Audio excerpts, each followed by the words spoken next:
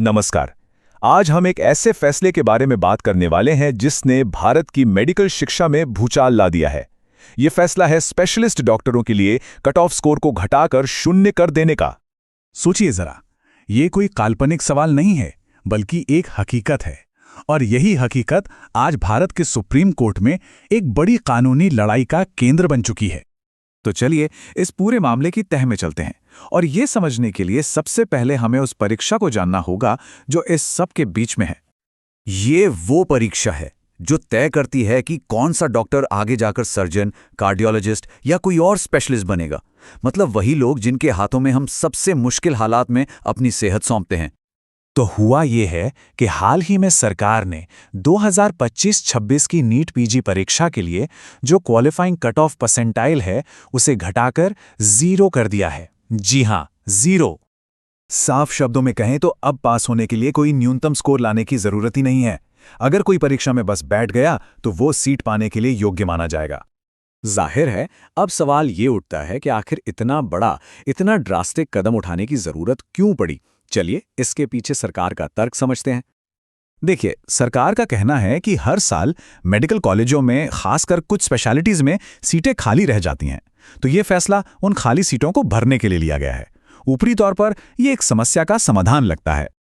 लेकिन दूसरी तरफ जो लोग इसकी आलोचना कर रहे हैं, उनका मानना है कि ये फैसला एक प्रतियोगी परीक्षा के मूल विचार पर ही हमला है। ये उसे सिर्फ एक कागजी कार्यवाही बनाकर रख देता है।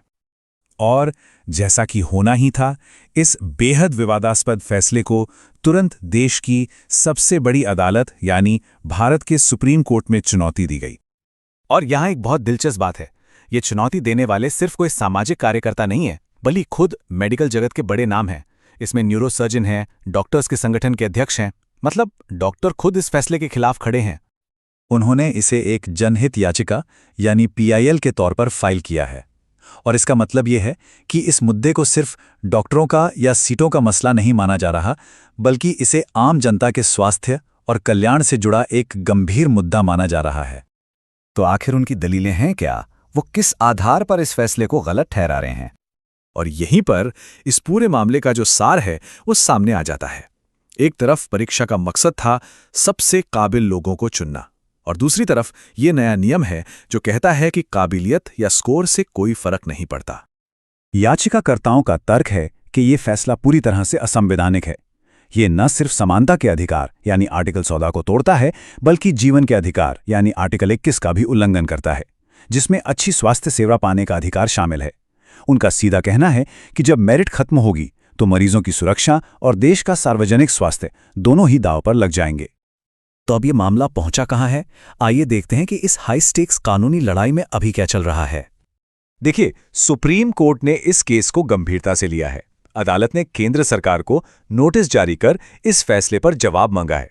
मतलब सरकार को अब कोर्ट में ये बताना होगा कि उसने ये फैसला क्यों और किस आधार पर लिया।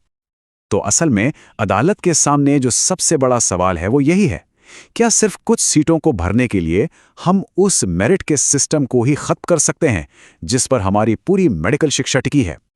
जैसे जैसे ये केस आगे बढ़ेगा, ये हम सबको एक राष्ट्र के तौर पर ये सोचने पर मजबूर करेगा कि हम अपने डॉक्टरों में क्या चाहते हैं और हमारे देश के स्वास्थ्य के लिए सही संतुलन क्या है।